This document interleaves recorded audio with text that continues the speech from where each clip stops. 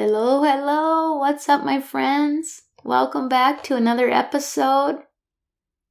Are you sick and tired of riding the struggle bus? Do you find yourself spending most of your time frustrated and focused on all of the wrongs that have been done unto you? Do you feel burned out and irritated with the world? Well, guess what? You don't have to live that way. You can live a different existence. You do not have to stay on the hot mess express. Today I'm going to talk about 5 steps that truly can change your life. So have a seat and listen up, because it's about to get real all up in here. Welcome to the Grace-Filled Leader Podcast. Do you want better work-life balance? Do you get stuck in patterns of perfectionism and people-pleasing? Have you always been an overachiever, but never really feel good enough, no matter how much outward success you achieve? Hi, I'm Tanya, a wife, mom, leader, Christian life coach, and Jesus lover. For most of my life, I tried to find worthiness through achievement, but no matter how hard I worked or how much I achieved, I never felt like I was enough. I was left burned out, empty, and exhausted. I had no time or energy for myself or my family. I needed balance. I needed peace. I finally started to live like an unconditionally loved daughter of the King, saved by grace. This faith-led podcast will teach you self-care routines and practical leadership strategies to help you navigate life and leadership. If you're ready to stop people-pleasing and start living and leading God's way, this podcast is for you. Unbutton your blazers and roll up your sleeves, sister friends. It's time to get after it.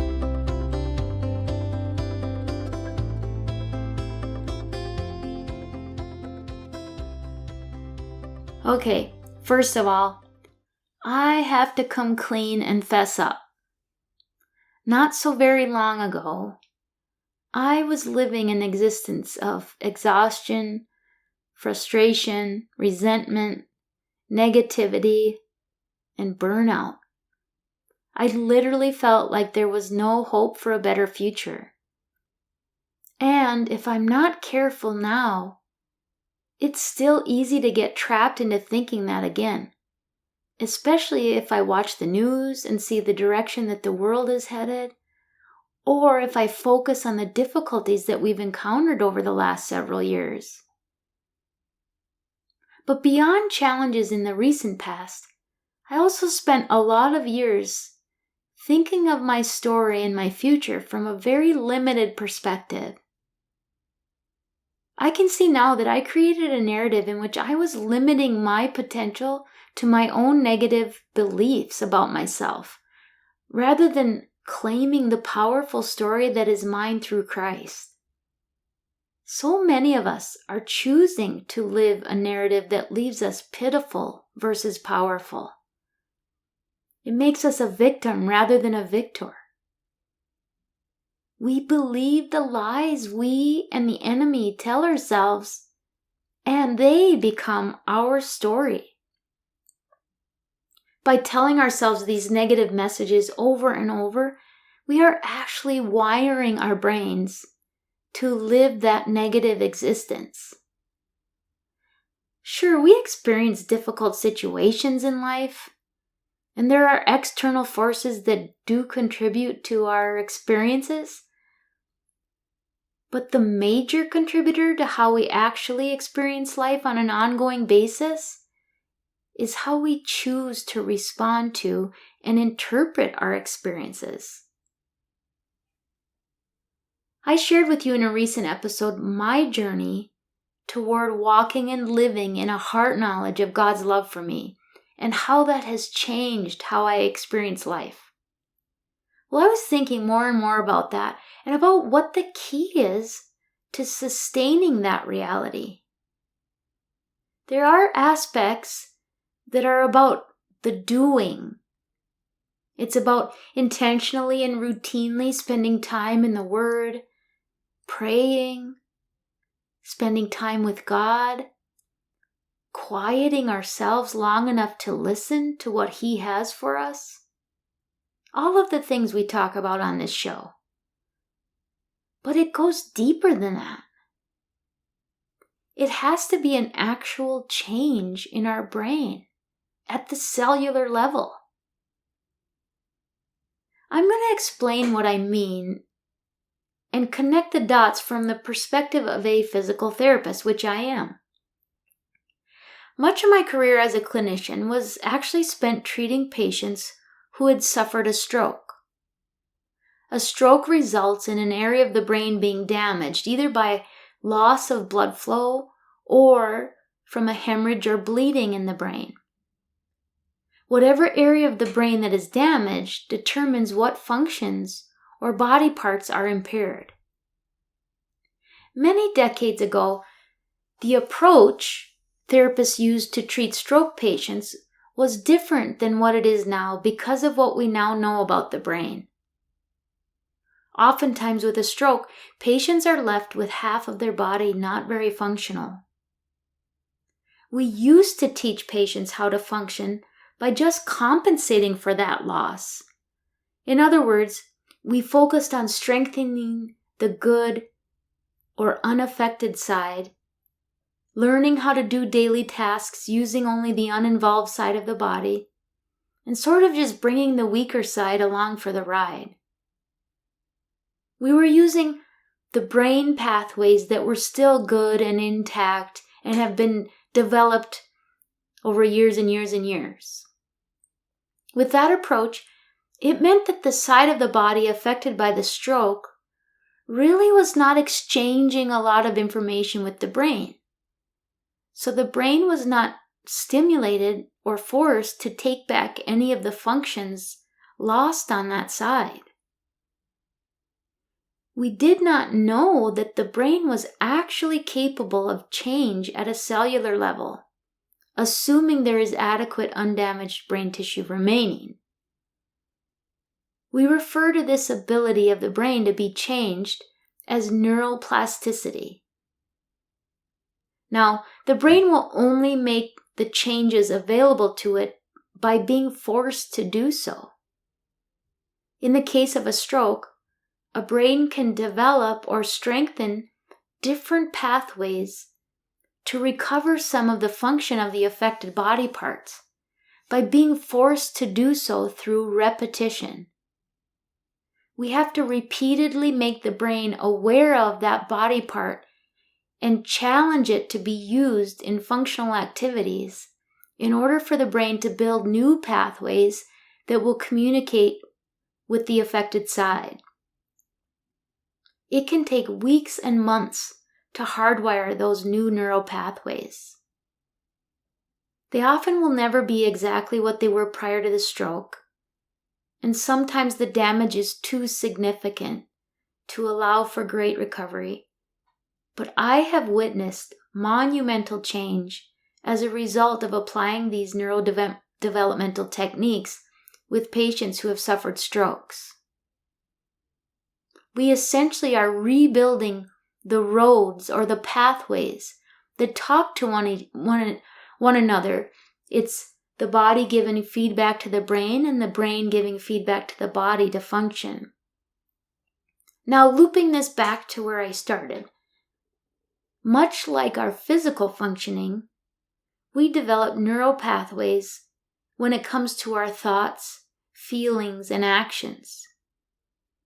If we spend most of our time telling ourselves negative messages and assuming the worst in situations and in other people, we will establish those thought pathways in our brain. We will establish that negative roadmap.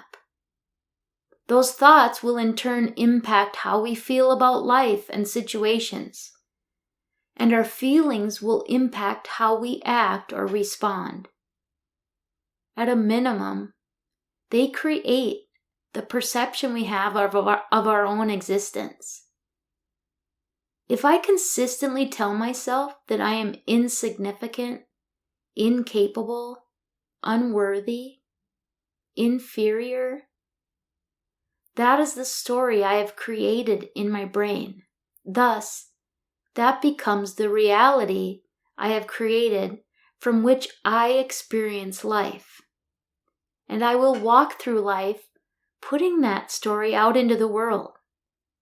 It becomes a self-fulfilling prophecy.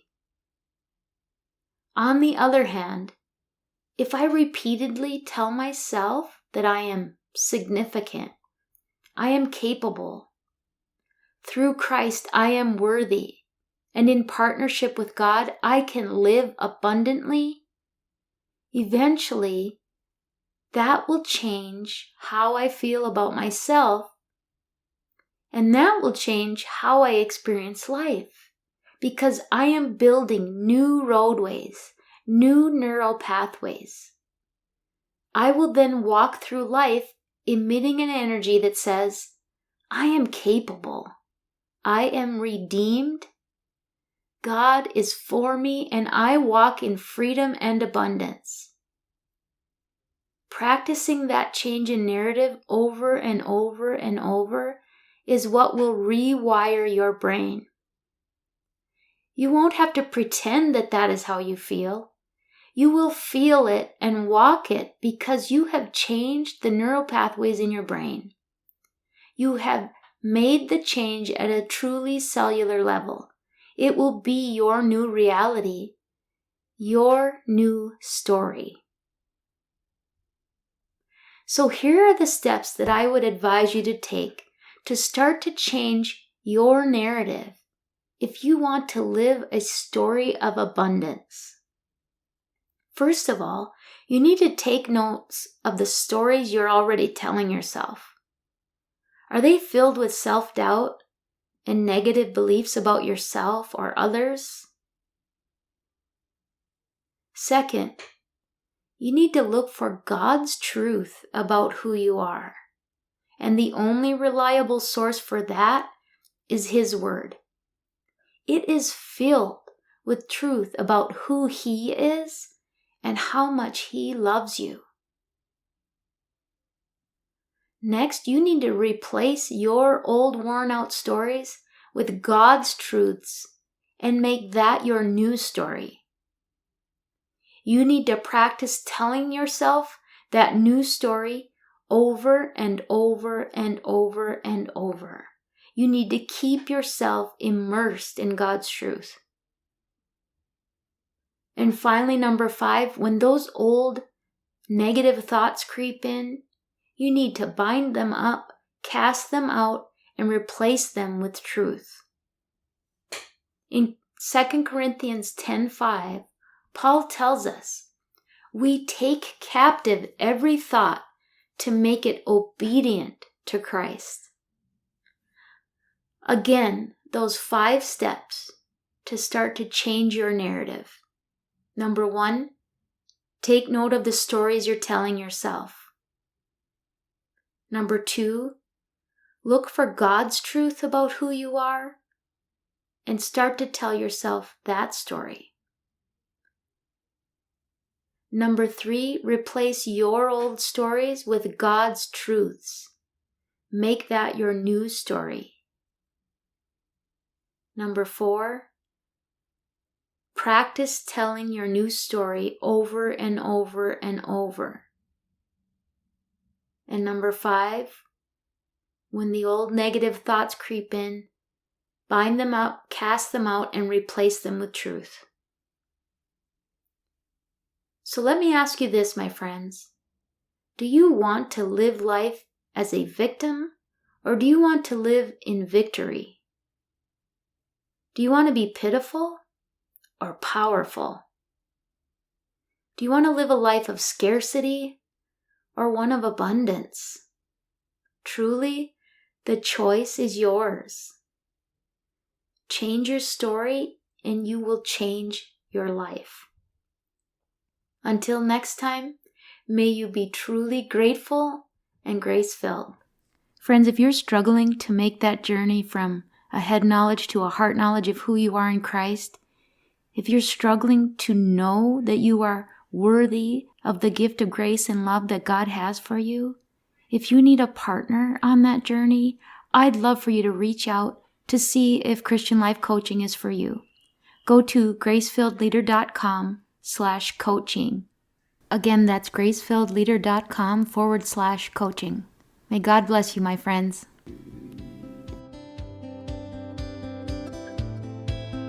I pray this episode blessed you, spoke to you, or encouraged you in some way. If so, please share it with a friend and head on over to Apple Podcasts to leave me a review. That's the only way for me to know if you're enjoying the show. Nothing blesses me more than to hear from you. Also, come on over to our free Facebook community. This is a great place for us to support one another on our faith and leadership journeys. You can find the link to the group in the show notes or go to gracefilledleader.com/community.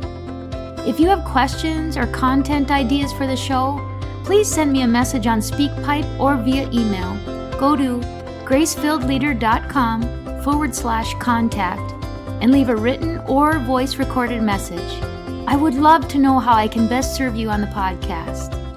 Now to Him who can do immeasurably more than we can ask or imagine, according to His power that is at work within us. Ephesians 3, verse 20. Until next time, my friends, God bless.